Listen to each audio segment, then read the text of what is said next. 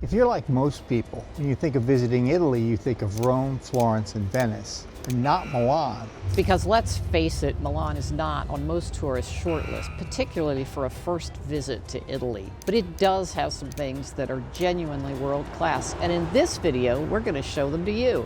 Milan is known for business and fashion, but it's not just that. It's also history, art, and amazing food. We'll share the perfect itinerary of must-see sites if you've got one day in Milan, and as a bonus, we'll tell you what additional things you should see and do if you've got 2 days. You won't be disappointed. Andiamo! Before we start talking about places to go in Milan, we want to point out something that most people miss. If you've arrived in Milan on the train, take a few minutes to appreciate the eclectic 1930s architecture of the train station. It blends Art Deco, Liberty, and Fascist-era monumentalism.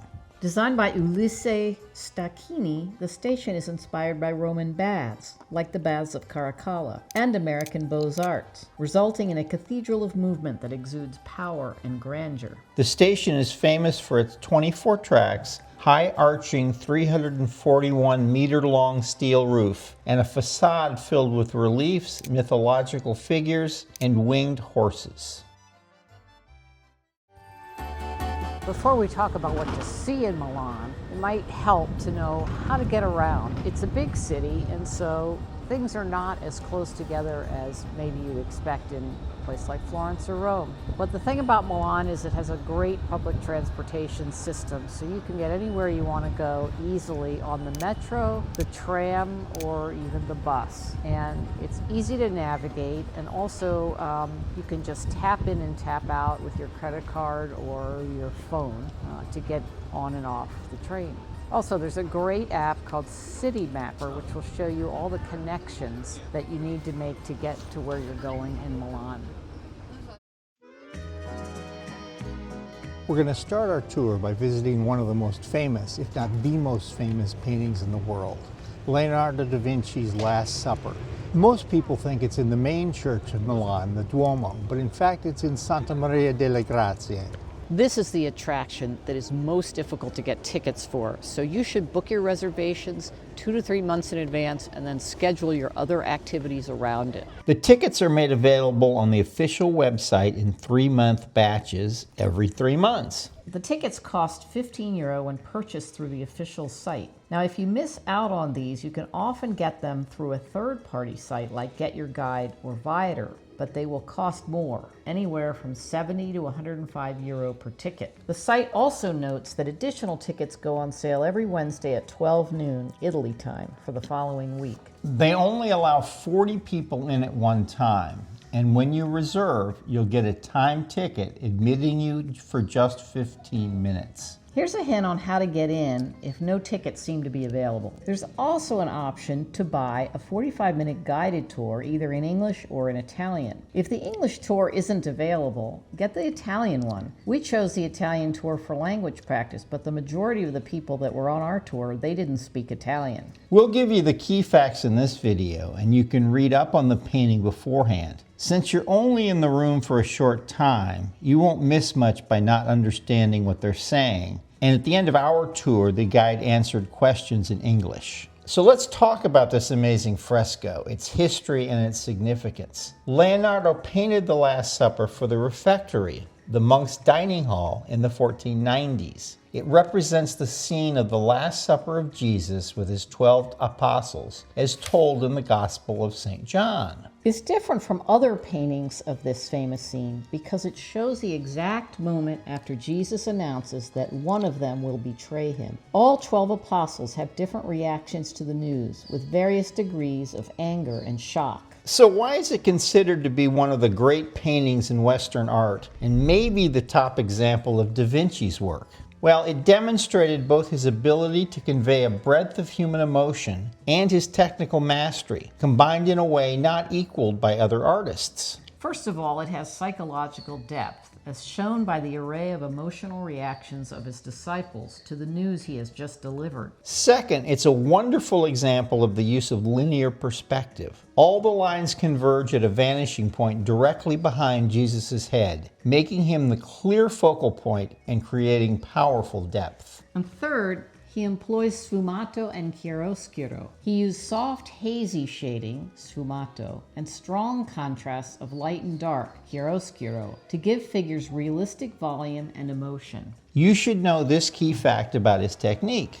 Instead of using traditional wet fresco, he experimented with a new dry painting technique, a secco, mixing tempera and oil paints on a dry plaster wall. This allowed him to work more slowly, add fine details like soft hair or reflective plates, and use richer colors than traditional frescoes. But the technique was much more unstable than the normal fresco technique, causing paint to flake off within years and leading to centuries of deterioration and extensive restorations. And this is why they so carefully control the number of people who can enter the room at any one time, to keep the temperature and humidity stable, to protect the painting as much as possible. Milan's Duomo is the largest church in Italy, excepting St. Peter's, which is technically in Vatican City. The Duomo's construction began in 1386 and was finally considered complete in 1965, almost 600 years later. You can see the 600-year timeline in the building. It starts with the dramatic Gothic look, the sharp spires and the lace-like stonework. And then you'll spot more classical, clean-lined elements around some of the doors and statues, plus a few sections that feel more formal and symmetrical than the medieval parts. But don't just walk in and look around. You're going to definitely want to go up on the roof, because the rooftop terraces are what make the Duomo just unforgettable, because you're standing right next to hundreds of intricately carved spires and statues. Oh, and you also get a great view of the city and the mountains beyond. Now, there are 4 ticket options to see the Duomo. Buy your ticket for the date and time you want in advance using the official website. The basic option is to buy a €15 ticket that allows you entry just to the church, but no roof access. If you spend €22, you get a ticket that includes a stair climb to the roof. For €26, that stair climb becomes an elevator to the roof. And finally, you can choose, as we did, a fast pass skip the line ticket that includes the elevator to the roof for €32. Now, it's important to note that for all of these roof access tickets, you have to come down by the stairs. Now here's an interesting detail about the gilded Madonnina statue at the top of the cathedral. In August 1939, it was covered with a gray-green cloth for 5 years, so it wouldn't be an easy target for bombers. It was uncovered on May 6, 1945, at the end of World War II in Europe. Catty-corner to the Duomo is the Galleria Vittorio Emanuele II. This is Italy's oldest active shopping arcade.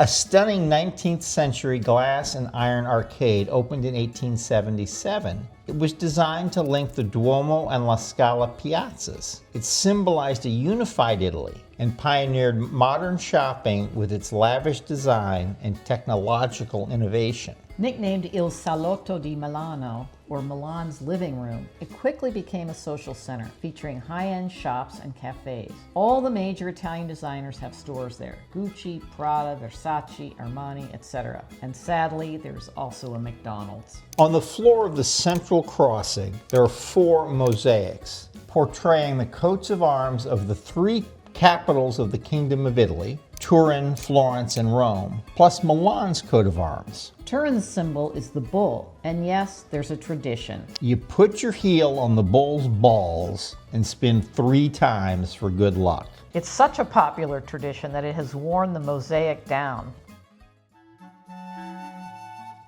Just a 6-minute walk from the Galleria is the Teatro alla Scala. La Scala is widely considered the most famous opera house in the world, renowned for its history, its neoclassical design, its opulent decor, and also as the premier venue for iconic operas by Puccini, Verdi, and Bellini. La Scala originally opened in 1778, but was severely damaged by bombing during World War II.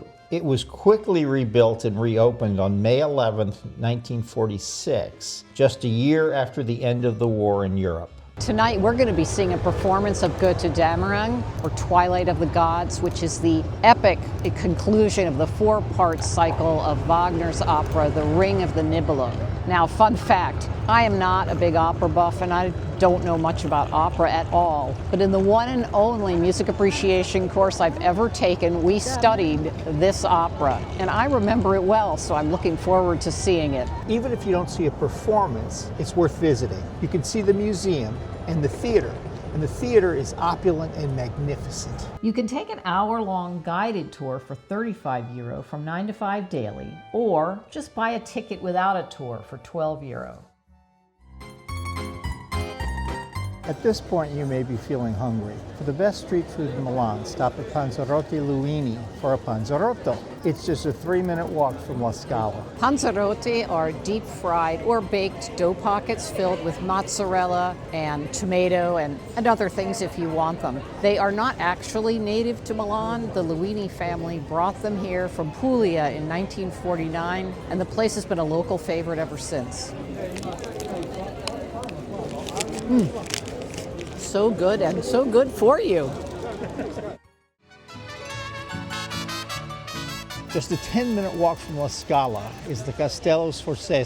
If the Duomo is Milan's spiritual symbol, this is Milan's symbol of power. The Sforza Castle was built by Francesco Sforza, Duke of Milan, on the remains of a previous fortress. It then became one of the largest citadels in Europe. Today it's not one museum, but a whole complex of 7, having things like art, musical instruments, ceramics, engravings, as well as Egyptian artifacts and prehistoric relics. Entry to the Castello Sforzesco grounds and courtyards is free, but tickets are required for the museums, costing €5 for adults, €3 for seniors and young adults, and the museums are closed on Mondays, while the courtyard is open daily. The building itself is wonderful, but if you have a few minutes, go inside and see Michelangelo's Rondanini Pietà. It was Michelangelo's final sculpture, which he relentlessly reworked, even carving away parts of the figures and adding new heads. Art historians believe he was reflecting on his life and grappling with mortality. Unlike his earlier anatomically precise works, like the famous Vatican Pietà, the Rondanini Pietà emphasizes emotion and spirituality, with figures appearing almost to melt into one another,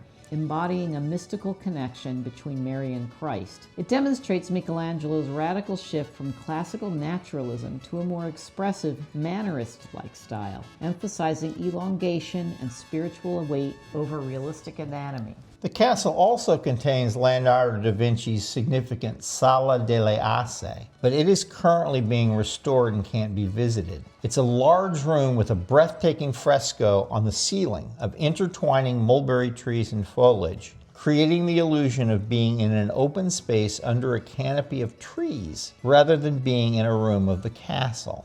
If the weather's nice after you visit the castle, walk straight into the Parco Sempione behind it. It's the perfect decompression after the hustle and bustle of the big city. And it's particularly nice if you come very early in the morning. Right now it's 8 o'clock on Sunday morning and there's hardly anyone here, even though the Olympics is going on all around us. In the northwest corner of the park is the Arco della Pace, or Arch of Peace, built for Napoleon out of marble, bronze, and stucco, and decorated with elegant bas-reliefs. During the 2026 Olympics, the Arco della Pace houses the Olympic cauldron, which was lit on February 6th. And there's a 3 to 5 minute light show every evening on the hour, starting at 5 o'clock.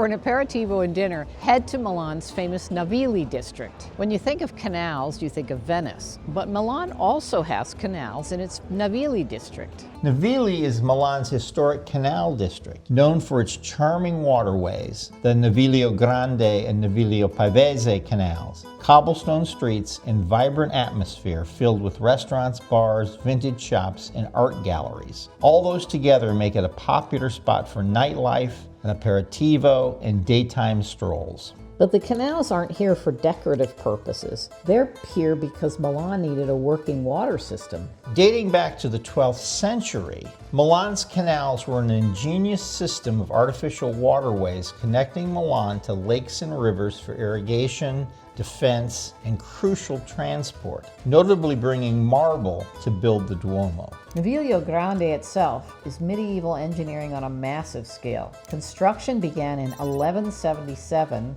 reached Milan by 1258, and was navigable by 1272. Leonardo da Vinci significantly improved the canal system with innovative lock designs, making Milan a key inland port, though most canals were covered in the 20th century, leaving the vibrant Navigli district as a lively cultural hub. So yes, you come here for an aperitivo, but you're also walking through the old supply chain that helped build Milan's biggest monument. And if you haven't already ridden on one of Milan's trolleys, take this opportunity to take the trolley to Navigli. You can buy a ticket at the tabacchi and have an aperitivo and dinner.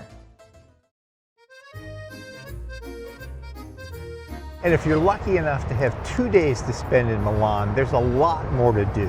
And we're starting in Brera, a quieter and more charming section of Milan without the big city hustle and bustle. Brera is Milan's old arts quarter. Small streets, boutiques, design shops, bookstores, and cafes. Basically, the perfect place to just wander with no agenda. And the key thing about Brera is the vibe you get. It feels more intimate than a lot of central Milan. Less touristy, more lived in.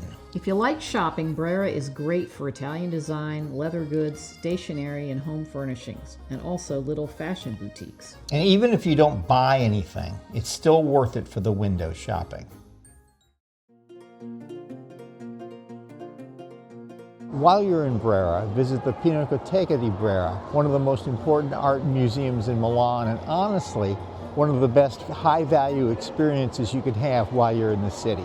The collection is especially strong in Italian painting, both from the Renaissance and beyond. And a lot of the works ended up here from churches and religious orders. And even if you're not a huge art person, the museum provides you a map that points out the must-see masterpieces with a key that indicates which room they are in. Here are some of the major works you're going to want to see when you're at this museum. First is Raphael's The Marriage of the Virgin from 1504. And Piero della Francesca's Montefeltro altarpiece from 1472 to 74. Andrea Mantegna's Lamentation over the Dead Christ from about 1483. The perspective here is the whole point. Stand a little back and then come in close. Then we have a couple of things from the Bellini brothers, Giovanni and Gentile Bellini. The Pietà is by Giovanni, and St. Mark Preaching in Alexandria is by both of them. And if you're rushing through the museum, give a little more time to St. Mark because it's enormous and packed with interesting details. Caravaggio's Supper at Emmaus from 1606. Caravaggio was known for his dramatic lighting. Look here at the hands, faces, and what the darkness hides. Then there's Tintoretto's Discovery of the Body of St. Mark from 1562 to 66. It's a great contrast to the Caravaggio, with bigger motion, more chaos, and more theatrical energy. And finally, Francesco Hayez, The Kiss. The Kiss is a love scene with a political code. Painted in 1859, it became an emblem of the Italian unification movement called the Risorgimento, a romantic moment that also signals secrecy, danger, and patriotic urgency. Tickets to the museum are €20, and you should buy a time ticket in advance. One of the things that really impressed me was that each painting has a very good description, both in English and Italian, about the work, the subject, the symbolism, and the significance. And I've been in a lot of museums all around Europe, and usually, you get a pretty sketchy description with not much useful information, and the translation in English is usually abysmal, but not so here. One of the things we saw that we didn't expect is a really interesting exhibit about the restoration of paintings. And the one behind me is a Last Supper by Rubens. In addition to the actual painting, they have a video description or exhibition of how this sort of restoration works. Just one tip if you want to visit the Pinacoteca di Brera. We suggest you come early in the morning. You'll have the place practically to yourself before all the school groups arrive.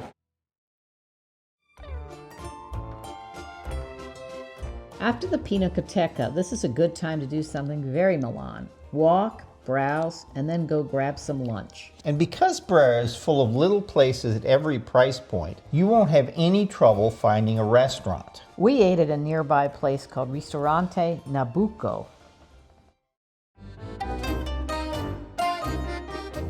The next place is a church that has something unexpected. This is San Bernardino, alle, Ossa. And the name is really a hint to what we'll see inside, because the word ossa means bones in Italian. It's a small church and sanctuary famous for its ossuary, a communal burial space. In this case, one decorated with human bones and skulls. It sounds a little morbid because it is a little morbid, but it's also strangely beautiful in a way that makes you stop and think. The reason it exists is practical. Cemeteries got full, and the ossuaries were a way to respectfully store remains. So don't treat it like a haunted house. Go in quietly, be respectful, and give yourself a minute. Now we're switching gears to something very Milan, La Rinascente, the iconic department store that's right next to the Duomo. And even if you don't like shopping, if you come up to the top floor, you can see all this amazing food for sale, and you can go out on the terrace and have a drink at sunset, and you can see the Duomo from up close. It might just be the perfect ending to your second day in Milan. Want more videos about Italy? Watch these next. Ciao for now.